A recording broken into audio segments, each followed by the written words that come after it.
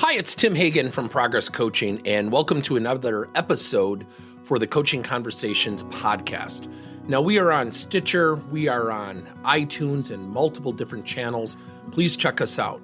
Now, one of the things that you'll get out of our podcast episodes is a lot of content, a lot of strategy. It's not fluff, it's not concept, yet we really want you to engage with the content and let us know your feedback. If you have any questions, feel free to reach out to us. If there's topics you'd love to have us address, we would love to share them with you. Let us know your impact and let us know your feedback. You know, when you think about all the training and all the leadership initiatives and the team development programs out there, I'm wondering if we're missing something that is so fundamental, it's right in front of us. As theatrical as that sounds, let me explain. I think what inhibits people from working together is twofold. One, the way we converse. Two, the way we react. And our reaction is typically predicated upon something that we call emotional interpretation. So when we approach somebody and say, that's not a good looking jacket, or you're late for work again and you got to cut it out, or you have a bad attitude, in that moment, do we react emotionally or logically? Typically emotionally. Now, when we're emotional, do we typically keep it to ourselves or do we tell other people? And then we transition from this thing called reality to non-reality. Let me give you an example. Think about two politicians. Think about, President Trump and President Biden in their last debate. They had to get a moderator so they wouldn't talk over each other. Now, at the end, both sides said, my candidate did great. They both did great. They both did poorly. And so our view of reality is already skewed because we really can't go against the tide of people. So when you think about the ability to converse and showing up for conversations, think about a time when you were talking to somebody and they peeked down at their phone and then they looked up and said, oh, I'm sorry, what did you say? What happens to you in that moment? Does it excite you to continue the conversation? Or does it upset you? Let me give you another one. I witnessed a conversation between a boss and an employee the other day. And in the boss's defense, he was very, very busy. Good guy, really good leader. And I could tell he was distracted. And we were having a conversation. There were three other people in the meeting, and I think there were about 4 or 5 of us total.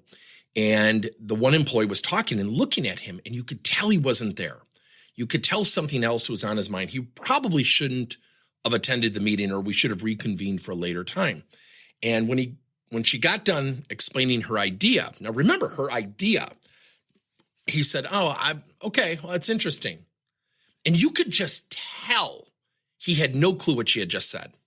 And so I looked at him, and I'll use a different name, and I said, Bob, I said, what specifically did you like about the idea?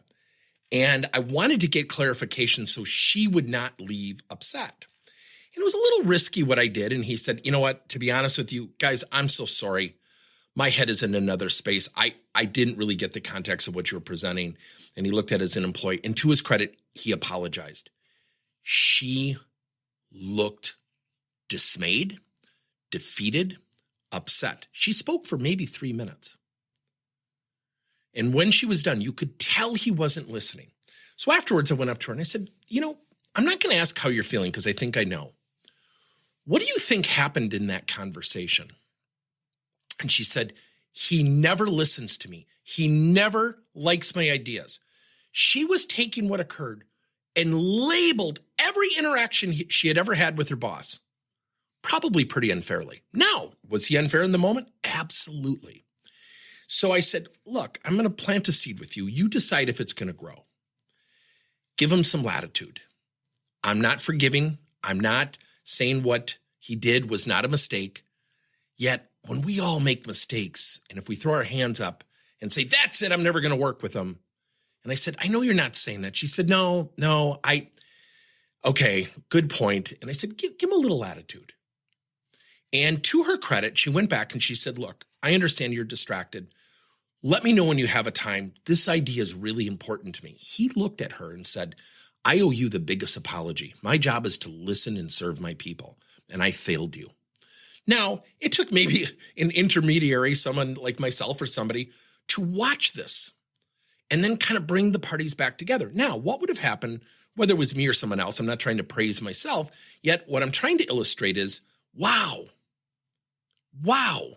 had I not jumped in, she would have gone and told 3 or 4 other people she was upset. He would never have known unless I asked him the question in the meeting.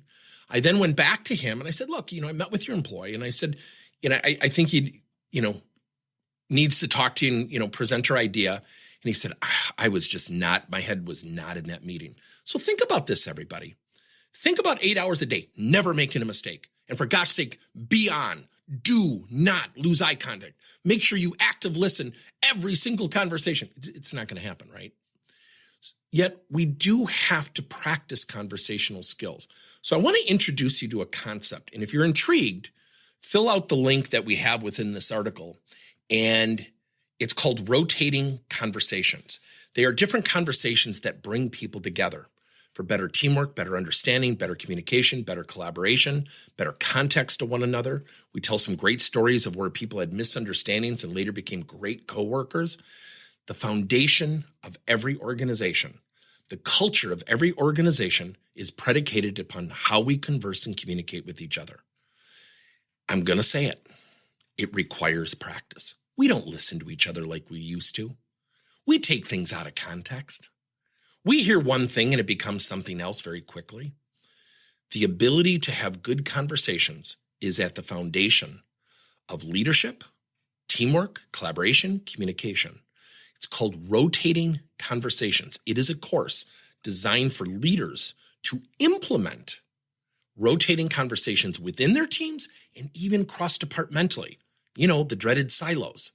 If you're intrigued, fill out the form and we'll get you some information.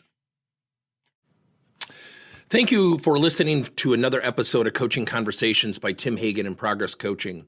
Now, our company is always coming out with new and innovative solutions to help leaders coach their employees.